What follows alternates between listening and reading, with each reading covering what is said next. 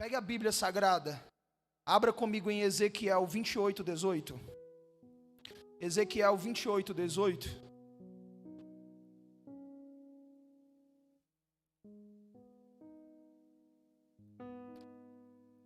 Ezequiel 28, 18.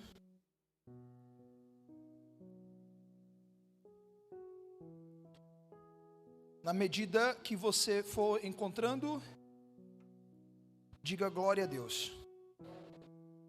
28, 18. Está com mau contato aí? Diz assim, queridos, ó. Se você puder ficar de pé, se não puder, não tem problema, tá bom? Eu sei que tem gente que tem problema de circulação, não está em condições, não tem problema, tá bom? Mas se você puder ficar, fique. Problemazinho de mau contato aqui no telão, gente, mas acompanhe na sua Bíblia. Diz assim o versículo 18, ó. Pela multidão das tuas iniquidades, pela multidão do que, gente? Das tuas iniquidades.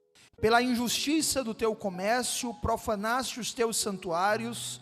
Eu, pois, fiz sair do meio de ti um fogo, que te consumiu a ti, e te tornei em cinza sobre a terra, aos olhos de todos os que te veem. Quem crê que essa palavra é de Deus? Eu vou ler novamente para o melhor entendimento de todos, só a parte A. Pela multidão das tuas iniquidades. A parte C diz assim: te tornei em cinza sobre a terra, aos olhos de todos os que te veem. Amém? Desocupa as tuas mãos, coloca a mão esquerda sobre o teu coração, levanta a mão direita para o alto. Vamos agradecer a Deus pela palavra. Paizinho querido e Paizinho amado, obrigado, Senhor, pela tua palavra. Os nossos corações estão abertos. Fala conosco nesta noite, nos ministra, Senhor. Se revela a nós mais ainda do que o Senhor já tem se revelado. Faz o que o Senhor quer fazer.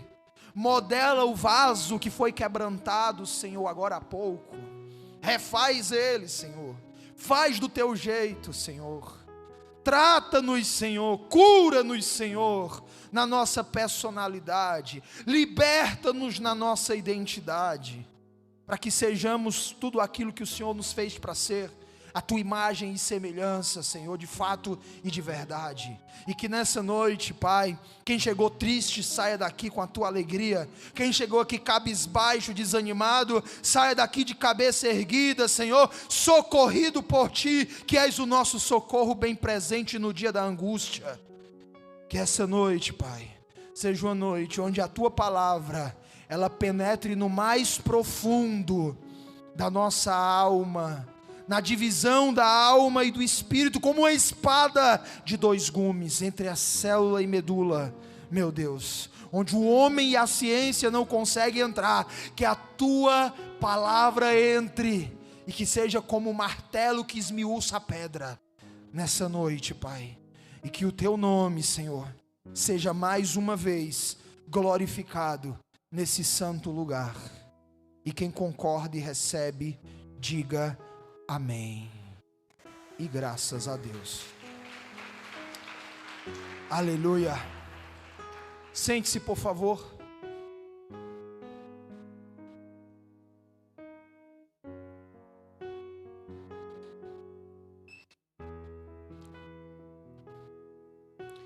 Que Deus maravilhoso. A vontade que dá é de ficar só fluindo no Espírito aqui, né? Eu ainda estou aqui embriagado do Espírito Santo, da presença de Deus. Ah, Jesus. Deus é bom, né? Você que tem pouco tempo com Deus, você não sabe o que você está perdendo.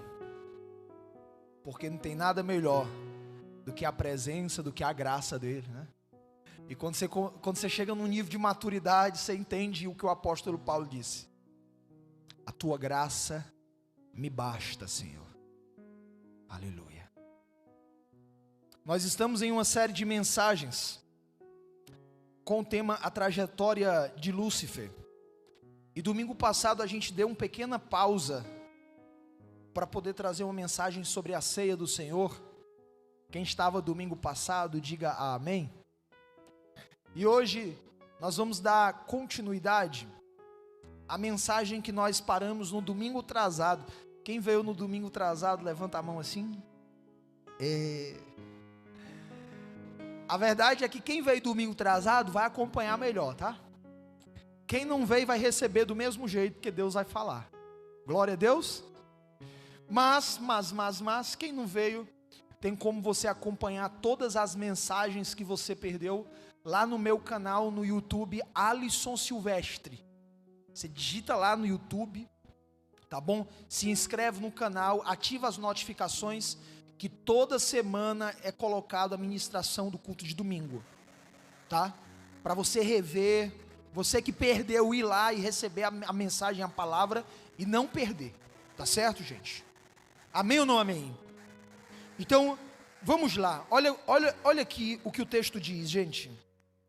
O texto diz o seguinte: pela multidão das tuas iniquidades. E aí a parte C fala: tornei em cinza sobre a terra aos olhos de todos os que te veem. Te tornei cinza sobre a terra. Essa palavra é uma palavra na direção de Eliel Ben-Shahar, um anjo mais conhecido como Lúcifer. Nós temos aprendido muita coisa que a gente não sabia sobre a trajetória, sobre a jornada desse camarada, desse anjo, e Deus tem nos ministrado muito. O que tem de gente chegando para mim e dizendo: pastor, meu Deus, pastor, parece que Deus no domingo ministra só para a minha vida. Eu fico impressionado. O pastor deve estar falando para mim isso aí. Quem tem essa impressão aqui nos domingos, gente? Levanta a mão.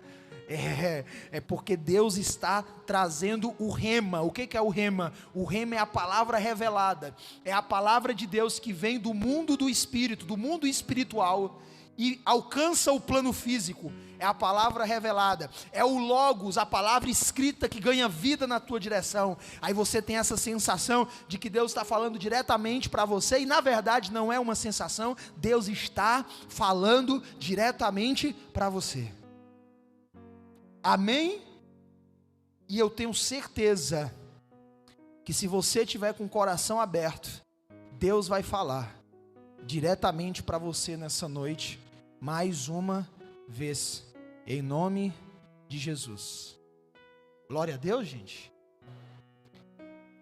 Nós aprendemos no domingo atrasado que Eliel Ben-Shahar, Lúcifer, o anjo conhecido como Lúcifer, ele tinha a cobertura de Deus, porque antes de se tornar trevas, ele era luz. Isso aqui eu expliquei há quase 3 meses atrás, né? Só para o pessoal que está vindo pela primeira vez captar a mensagem, tá? Antes de se tornar trevas, ele era luz. Quando ele era luz, ele tinha a cobertura de Deus. O versículo de número 13, ele diz assim, ó, dá para colocar aí? Ó, tá aí. Estiveste no Éden, jardim de Deus, de toda pedra preciosa era a tua cobertura. Toda pedra preciosa, nós aprendemos no domingo atrasado, quantas são toda pedra preciosa, né? Toda pedra preciosa são quantas pedras? Olha, vocês estão afiados, hein? São 12 pedras. A gente foi conferir lá em Apocalipse. Depois a gente foi lá para Êxodo 39. Nós aprendemos que existem 4 ordens de pedras preciosas. Uma dessas ordens foi modificada por Eliel Ben-Shahar. E nessa modificação ele colocou o ouro no lugar. E ouro não é pedra preciosa. Mas o ouro é o que todo o rei, todo aquele que deseja poder, busca para respaldar o poder adquirido. Olha só, gente, Então, na corrupção do seu coração, no desejo por poder, ele muda a ordem das pedras e coloca o ouro para respaldar o seu governo, à semelhança do governo de Deus. Quando chega, pastor, eu não estou. Você vai voltar nas mensagens lá no YouTube, vai assistir tudo para você entender. Diga glória a Deus. Mas nós aprendemos no domingo atrasado que as pedras preciosas, as 12 pedras, que são as mesmas 12 pedras que o sacerdote tem no seu peitoral, significa a cobertura de Deus. Ou seja, ele tinha a cobertura de Deus. Só que esse camarada, ele começou a praticar iniquidades. O texto que nós lemos aqui, escuta, presta atenção, escuta, versículo 18, diz assim: pela multidão das tuas iniquidades. E aí a pergunta é: pela multidão das tuas iniquidades. Aí Deus vai, se levanta contra ele e para ele. Só que foi depois que ele cometeu uma multidão de iniquidades. Aí a pergunta é: por que Deus não se levantou contra ele e parou ele na primeira iniquidade?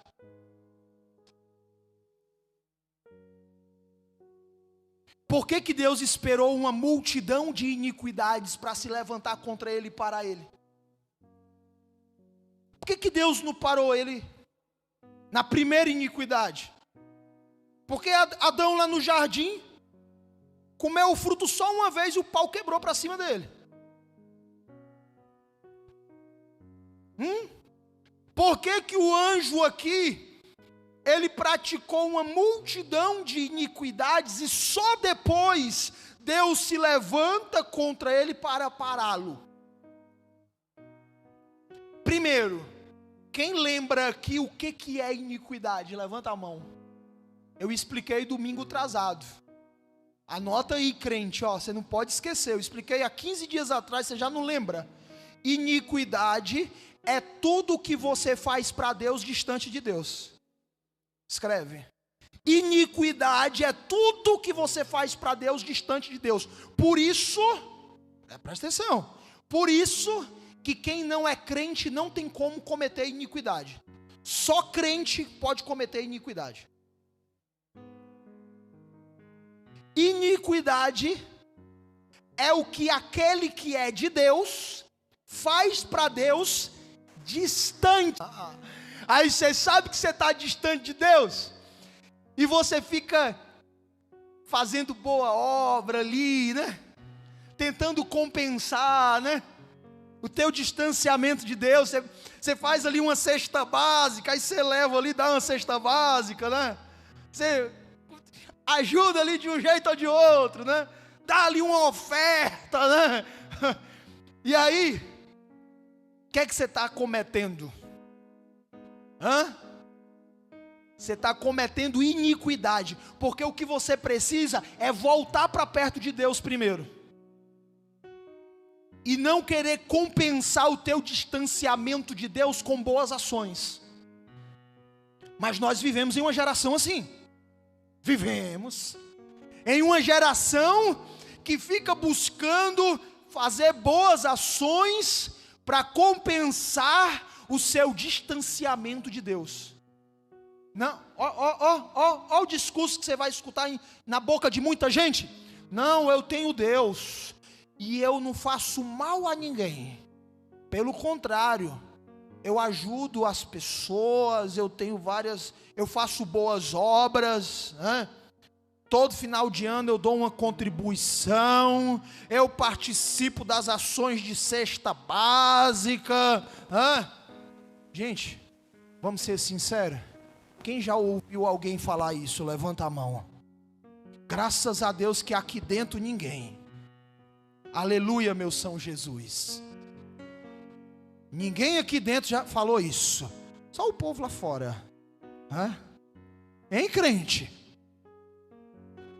Mas se você falou, a partir de hoje você não vai falar mais. Você vai vigiar para estar perto de Deus e fazer aquilo que Deus quer que você faça, não aquilo que você acha que é bom ou que você acha que tem que ser feito, porque nem tudo que é bom, nem tudo que você acha que tem que ser feito é o que Deus quer que você faça. Jesus lá com Marta e com Maria.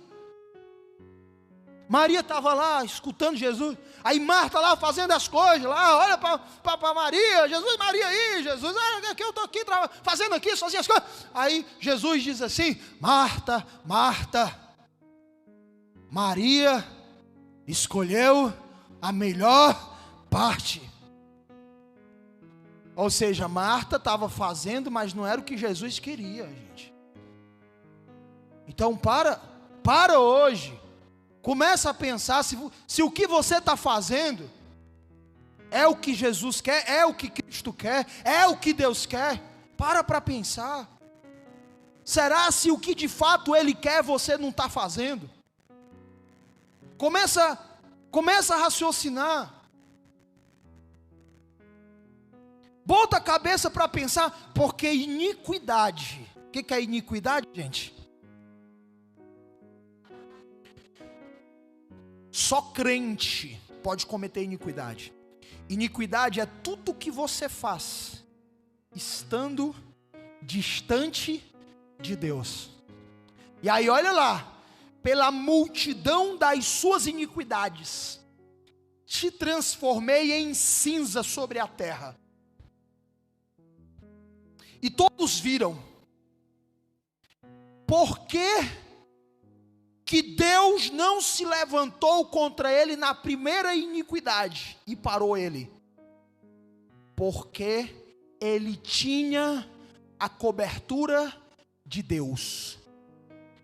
E Deus não se levanta contra quem tem a cobertura dele, porque se Deus se levanta contra quem tem a cobertura dele, ele se levanta contra o próprio Deus, ele se levanta contra ele mesmo, e Deus não se levanta contra Deus. Pega o segredo aí, crente. Espera lá. Você vai anotar aí. 2 explicações existem. 2 explicações existem para a briga entre os crentes. Anote aí, presta atenção. 2 explicações existem para a briga entre os crentes. Crente briga ou não briga, gente? Hein? Ô raça para brigar. É ou não é? Mas tem crente que é confuseiro, irmão. Parece aquele cachorro pinche. Hã? 2 explicações existem para a briga entre os crentes. Primeira, anote: imaturidade, ou infantilidade, ou meninice, ou criancice. Briga ou não briga? Sim ou não? Criança briga, gente. Você vai ver lá, tá os meninos lá brincando, estão brincando ali, ó, da mesma família. Aí um pega o boneco do outro e diz: me dá, é meu. Não, mãe.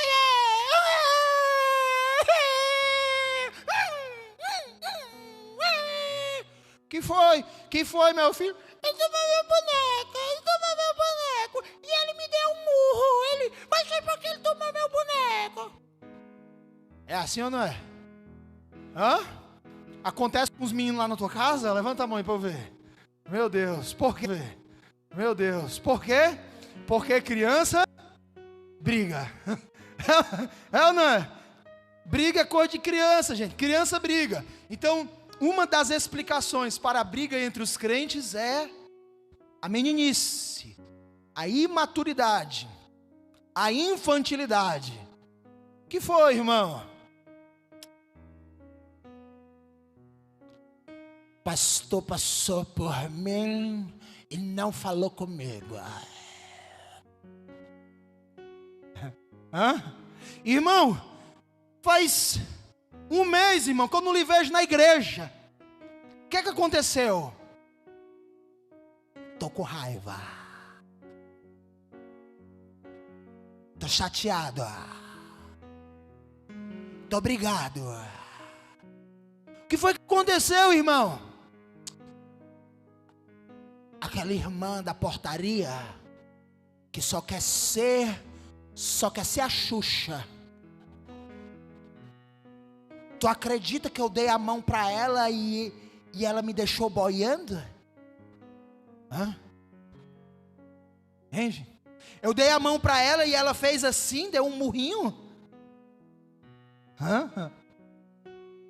Você acredita nisso? O que é isso, gente? Vamos lá. Hã? Meninice. Isso é meninice, é coisa de menino, gente. Isso é coisa de menino, ficar emburrado, ficar... Eu me lembro que quando eu tinha 7 anos... Cadê minha avó? Tá aqui minha avó? Tá não, viu? Não, hoje. Minha mãe ia trabalhar, meu pai ia trabalhar, eu ficava na casa da minha avó. E aí, na maioria das vezes, ficava eu e um outro primo meu, aí você sabe, né? Aí 2 meninos, né? Acho que eu tinha uns 7 anos de idade, ele era mais novo, uns 2 anos mais novo. E aí a gente botava o terror na casa, a gente começava a brincar de pé, de briga, né?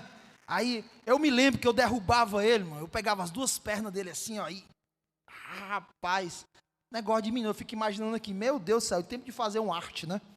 Mas era a brincadeira do menino, ele começava a chorar, a gente brincando de pé, eu era mais velho, ele acabava chorando, e aí a minha avó vinha lá de dentro, e era pé, para dar em 10, ela dava nos 2, né? E aí, mas menino, gente, menino briga, coisa de menino. Então você vai ver muita briga no meio dos crentes, devido, uma das explicações é a imaturidade, a infantilidade espiritual. Pastor, isso é bíblico? Está na Bíblia, gente. Aqui, ó. 1 Coríntios, capítulo 14, versículo 20. Abre aí. 1 Coríntios, capítulo 14, versículo 20. Coloca aí, ó. Olha só, diz assim. Coloca na King James, Camila, por favor. Diz assim, ó. Irmãos, não sejais infantis em vossa maneira de pensar, tá? A infantilidade, tá, gente? Infantilidade. O irmão não sei o quê. A irmã tá falando de mim. Né? Isso é imaturidade, tá? Compreenda. Já a gente leu esta. Se coloque no lugar do outro, irmão. Tá? Compreenda o outro. Poxa, olha o pensamento de maturidade. Poxa, pode ser que o irmão, a irmã, não esteja em um dia bom. Pode ser que ele esteja passando por algo muito ruim. E aí ele não está conseguindo nem sorrir, ele não está conseguindo falar com ninguém direito. Senhor, deixa eu ser um instrumento nas tuas mãos para a vida do meu irmão. Aí vai lá, né, crente, vai lá, chama o irmão no canto. Irmão, eu sei que você não é assim.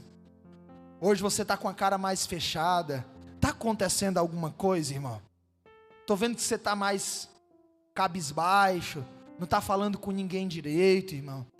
Eu posso te ajudar, irmão? Olha, eu quero que você saiba que você pode contar comigo. Gente, quem está entendendo isso? O que é isso, pastor? Isso é maturidade, gente. Isso é ser adulto na fé. Amém? E não ficar com criancice, achando que o mundo está contra você, né? Olha ali, olha, aqueles 3 ali, olha, conversando e olhando para mim. Devem estar bem falando de mim. Povo fofoqueiro nessa igreja. Misericórdia, gente. O que é esse tipo de pensamento? É um pensamento Tio, olha que o apóstolo Paulo dizendo: irmãos, não sejais infantis em vossa maneira de pensar, porém, quanto ao mal, sede como as crianças, contudo, adultos quanto ao entendimento. Você tem que ser criança na questão da malícia, da maldade, né? Mas na questão da mente, do raciocínio, da percepção, do entendimento, você tem que ser adulto, irmão, maduro.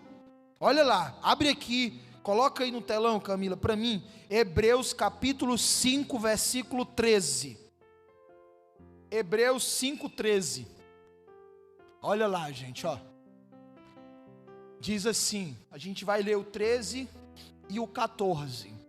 Ora, quem precisa alimentar-se de leite ainda é criança e não tem experiência no ensino da justiça. Versículo 14. No entanto, o alimento sólido é para os adultos, os quais, pelo exercício constante da fé, tornaram-se capazes de discernir tanto o bem quanto o mal. Ó, gente, pode deixar no telão aí, Camila, por favor. Vem dois voluntários aqui na frente, gente, por favor. 2 voluntários.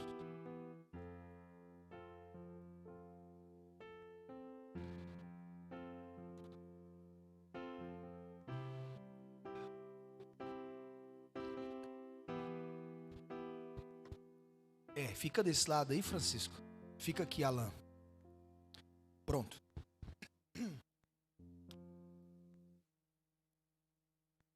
Vira de frente para lá, Francisco. Isso. Fica assim, Alan. Retinho aqui. Isso, pronto.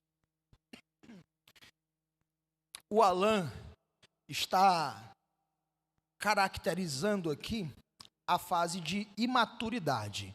Aí eu quero que você entenda que a fase de imaturidade, ela é tanto marcada pelo fato de você ter se convertido agora, tá? Por exemplo, quem aceitou Jesus agora, está nessa fase aqui, de imaturidade. É comum que você tenha comportamentos de criança. Por quê? Porque você nasceu de novo agora. Quem está entendendo isso, gente? Ok? Mas, existem crentes que têm 10 anos de fé, 15 anos de fé, pasmem, 20 anos de fé, verdadeiros tiranossauro rex na fé, tá? Porém, ainda são crianças espiritualmente. Triste de falar isso, gente, tá? Eu falo isso com muito pesar no coração, porque é uma triste realidade. Existem pessoas que não amadureceram. O tempo passou, mas elas não evoluíram. Pastor, quer dizer que essa evolução, ela não acontece, pastor, com o passar do tempo? Não necessariamente. O tempo pode passar e você estagnar espiritualmente. Pastor, mas eu não quero estagnar espiritualmente. Eu quero evoluir, pastor. Eu quero chegar nessa fase, que é a fase de adulto na fé. Maduro, pastor. O que é que eu faço? Olha aqui. Olha aqui, gente, ó. No entanto, o alimento sólido é para os adultos. Aí ele vai explicar. Ó. Os quais, pelo exercício constante da fé, se tornaram capazes de discernir tanto o bem quanto o mal. Característica de quem é adulto na fé, discerne o bem e o mal. Mas como que sai daqui e chega lá? Tem que exercitar constantemente a fé. Tem que exercitar constantemente a fé. Como que exercita constantemente a fé? Praticando os princípios do reino de Deus, os valores do reino de Deus, nas circunstâncias mais adversas da vida. Nas circunstâncias mais adversas da vida, a pessoa imatura, ela reage. Se alguém grita contigo, o imaturo grita mais alto. Se alguém faz confusão contigo, o imaturo vai lá e faz confusão também. Por quê? Porque criança briga. Entende, gente? Só que eu quero amadurecer. Então eu vou exercitar a minha fé. Então eu vou exercitar a minha fé. Pera, eu sou criança ainda, mas eu estou aprendendo. Vou exercitar a minha fé. Estão fazendo confusão comigo. Estão fazendo mal contra mim. A Bíblia diz, não pagai o mal com o mal, pagai o mal com o bem. Vou fazer um bem para essa pessoa. Vou fazer um bem para essa pessoa. Aí você vai exercitando a sua fé. Olha, começou, a tempestade se estabeleceu. Pera, vou respirar fundo. Manter o equilíbrio. Exercitar a paciência, a longanimidade. E fazer o que tem que ser feito. Não vou reagir. Não vou agir mediante a circunstância adversa. Vou continuar fazendo o que tem que ser feito. Exercitando a fé. Olha o que o apóstolo Paulo disse na fase de maturidade. Combati o bom combate. Guardei a fé. E a coroa da vida me esteve reservada para aquele grande dia. Diga glória a Deus. Então ele combateu o bom combate, gente. Ele exercitou a fé. Ele guardou a fé no combate, no exercício. E ele recebeu o que há de mais precioso para qualquer ser humano na face da terra, que é a coroa da vida. Do reino, o direito de reinar com Cristo em seu reino. Quantos estão entendendo isso? Digam amém. Quantos estão entendendo isso? Digam glória a Deus. Então vamos lá. Se converteu agora, está ainda criança, vai ter que exercitar a fé, entrar no processo para se tornar adulto na fé, e não pensar mais como criança.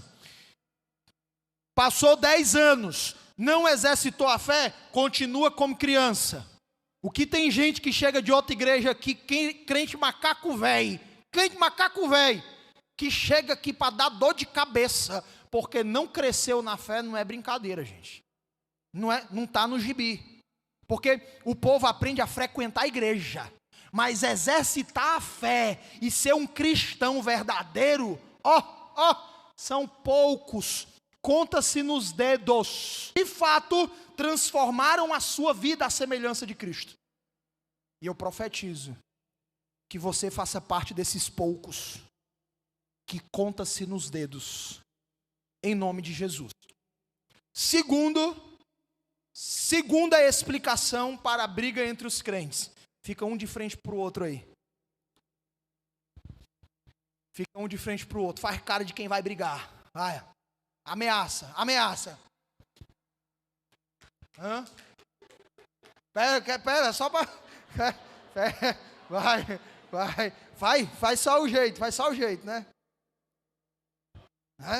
Quem cuspir primeiro, R$1. Hein? Vocês já viram essa arrumação quando vocês eram mais novos? É só negócio do candezinho aqui. Vai, faz o sugesto. Você continua o teatro aí. Não é pra ir, é só o sugesto. Aí. Vai, pode ficar no teatro aí, você não precisa olhar para mim não. Hein? Gente, olha. Segunda explicação da briga entre os crentes. A primeira qual é?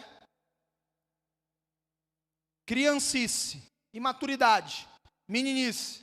A segunda explicação, um dos dois não é de Deus.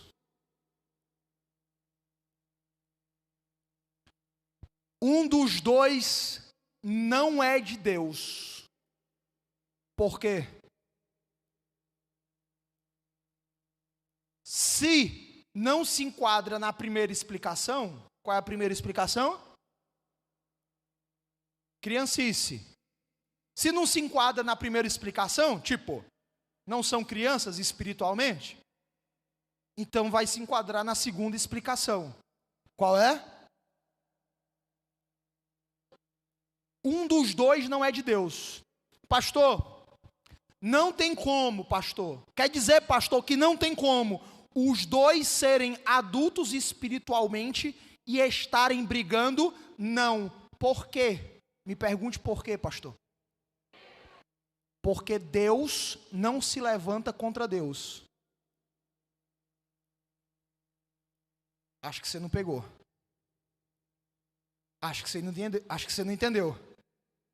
Por que que Deus espera uma multidão de iniquidades no anjo para poder se levantar contra ele e pará-lo? Porque ele tinha a cobertura de Deus. E quem tem a cobertura de Deus, tem a representação do próprio Deus na sua vida. Presta atenção. Tem a representação do próprio Deus na sua vida. Então Deus não se levanta contra o anjo, porque se Deus se levanta contra o anjo, ele estava se levantando contra o próprio Deus, contra ele mesmo. E Deus não se levanta contra Deus. Entende? Teve que haver um processo para Deus remover a cobertura primeiro. Tá? Então, o anjo e Deus não brigaram. Por quê? Porque Deus não se levanta contra Deus. Se os dois são adultos espiritualmente, não tem como eles brigarem. Por quê? Deus não se levanta contra Deus. Ou é menino espiritualmente, ou é criança espiritualmente, e criança briga, é ou não é? Ok? Mas se não se enquadra nessa primeira realidade, é a segunda. Das duas, uma, gente, tá? Um dos dois não é de Deus. Aí sabe o que é que vai acontecer, gente? Sabe o que é que vai acontecer? Aquele que é de Deus vai ter o respaldo de Deus contra aquele que não é de Deus. E aquele que não é de Deus, ele vai ser consumido. Mas qual que é o grande detalhe aqui? O grande detalhe aqui é você que é de Deus brincar de servir a Deus. Se acostumar a viver distante de Deus e fazer coisas para Deus estando distante dele. Existe essa realidade hoje dentro das igrejas? Demais. Demais. As pessoas distantes, a gente chama isso de religiosidade também, né? As pessoas estão distantes de Deus, mas elas estão ativas. Elas estão toda semana na igreja local. Elas são partícipes das programações, mas elas estão distantes de Deus. Elas estão no culto, na hora do louvor, elas não conseguem nem se concentrar. Fecha os olhos, abre os olhos, olha para os ventiladores, se coça, cutuca quem está do lado, fica observando as coisas, olhando para as coisas, criticando as coisas. Não consegue se concentrar. Não sente mais a presença de Deus. O fogo do Espírito já apagou na vida dela. Ela está só a cinza. Só a cinza, gente. É igual o povo que vai para o carnaval. Eu não consigo entender isso. Como é que um cristão vai para o carnaval? Que diabo é carnaval? Carnaval é a festa da carne. Tá? Eu não consigo entender isso. Como é que um cristão vai para o carnaval? E aí quando volta do carnaval, não tem mais fogo, irmão. Não tem mais fogo do Espírito, não tem mais nada. Está só a cinza, gente. Aí por isso que na quarta-feira ele vai para a igreja, e aí tem igreja aí que a quarta-feira é de cinza, né? E ainda tem sacerdote para botar a cinza na testa. Eu digo, meu São Jesus. Só que o que você tem que entender é que se você começa a praticar a iniquidade, logo de cara não vai acontecer nada. E aí, a maioria dos crentes ficam de boa. Começou a praticar iniquidade, está de boa, não está acontecendo nada. Aí está vindo para a igreja, participa das coisas, às vezes faz até a obra, está na recepção, recebendo todo mundo lá, né? Está tocando no altar, está cantando aqui, né? Um ator aqui, um artista aqui, está longe de Deus e cantando aqui, como se estivesse pegando fogo, está só a cinza, né?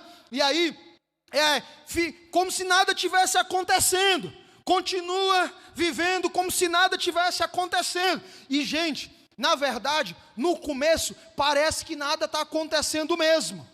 Por quê? Porque você tem a cobertura de Deus. E Deus não vai se levantar contra Deus. Deus não vai se levantar contra quem tem a cobertura dele. Agora você tem que entender uma coisa. Vai chegar uma fase. Presta atenção. Não vou falar isso não. Falo, gente? Falo ou não falo? Vou falar não. Vai chegar uma fase que é chamada de o basta de Deus. Irmão, e ai de você se chegar o basta de Deus na tua vida. Porque até hoje Deus te livrou. Até hoje a mão de Deus te protegeu. Tem gente que está distante de Deus e sabe que Deus está guardando, mesmo ele distante de Deus. Por quê? Porque tem a cobertura. E Deus não se levanta contra Deus. Mas chega uma hora que Deus vai tirar a cobertura dele. Espera lá, segura aí. Você quer que eu explique como é que Deus tira a cobertura dele? Não vou explicar não. Você não aguenta não, se eu explicar você não aguenta não. Vocês gostam de leite, vocês ainda estão na fasezinha de leite. Hein, crente? Não vou explicar hoje não. Vou explicar agora não. Se der vontade de explicar, eu explico. Mas presta atenção, ó. Vou te explicar uma coisa mais fácil que você vai entender e que acontece direto. Esse camarada que está distante de Deus, ele continua vindo para a igreja. Ele continua fazendo, não consegue mais receber nada de Deus. Na hora da palavra ele não se concentra, ele fica mexendo no celular, ele fica de conversinha paralela, ele se levanta toda hora, parece que tem um frivião no braço. Hein, crente? Não consegue, vai no parece que tá buchuda. Não é buchudo, caba. Vai no banheiro toda hora. Ó, mulher buchuda não para não, ó. Olha, ó. Hein, gente? Mas o que é isso? Tá distante de Deus. Só que a pessoa que está distante de Deus e a ficha dela não cai, ela não é autorresponsável, porque atribuir a responsabilidade a si mesmo é coisa de gente madura. Chegar e dizer assim, eu estou frio espiritualmente, eu não consigo mais receber de Deus, porque eu tenho sido um covarde diante de Deus, eu tenho sido me comprometido com o que Deus confiou nas minhas mãos, eu tenho sido um negligente diante do pastor. Ele vai querer colocar esse boleto nas costas da igreja. Ele vai dizer assim, ó, não estou sentindo mais a unção não. Essa igreja não tem mais unção não. Eu não estou conseguindo mais receber. Pastor, antigamente tinha uma palavra melhor. Quer saber de uma coisa? Eu vou começar a visitar umas igrejas. Aí vai visitar a igreja, é o crente macaco. Nessa. Só que para gerar... O infantil busca oba-oba. O maduro busca renúncia e cruz. Aí presta atenção, sai da igreja, vai para outra igreja. Quando chega na outra igreja, eita, que culto maravilhoso. Eita, era a igreja mesmo, era a igreja. Eita, que culto top. Você já comprou uma coisa nova. Um celular novo. E você passou o dia todinho com o celular na mão, feliz que comprou um celular novo. O dia todinho. Eita, que celular massa. Olha, eita, que celular top. Ah, aquela porcaria que eu tinha não prestava lá pra nada. Aí, já aconteceu isso com você? Aí, uma semana depois, 2 semanas depois, o celular estava jogado. Hein? Um mês depois, o teu celular antigo tinha 13 GB de armazenamento. Esse novo que tu comprou tem 100 GB. Um mês depois já estava cheio já. Já não cabia mais nada do mesmo jeito. Aí você já estava indignado com o celular de novo. A mesma indignação que tu estava com outro celular, agora tu está com esse celular novo. Já aconteceu isso com você? Hein, gente? E qual é o problema? O problema é o celular? Você já comprou um sofá novo, uma mesa nova, um carro novo, que vem tudo em plastificado, os bancos, as cadeiras? Já comprou? Tem gente que passa 1 mês, 2 meses, 6 meses, tem gente que passa 1 ano com plástico nas cadeiras. Hein? Você conhece alguém assim? Não. A pessoa fica animada porque é novo. Comprou uma televisão nova, direto assistindo a televisão. Eita, televisão dos meus sonhos. Assistindo a televisão top. E aí daqui a pouco a televisão está lá esquecida. Porque tudo que é novo produz esse efeito emocional. Tudo que é novo produz esse efeito emocional. Por isso que eu digo para todo mundo que é novato aqui nessa casa. Todo mundo que é novato nessa casa, que chega elogiando, eu digo, olha, aqui tem erro também. Aqui tem erro também, porque onde tem ser humano tem erro. Você está muito encantado com tudo, mas daqui a pouco você vai começar a ver erro. E se você não amadurecer, você vai sair dessa igreja assim como você saiu da outra antes de chegar aqui. Hein, crente? Consegue entender o que eu estou dizendo, sim ou não? Aí a pessoa vai lá na outra igreja, passa 1 mês na outra igreja, 2 meses na outra igreja, e começa a desgostar. Porque passou o efeito. Passou o efeito do celular novo.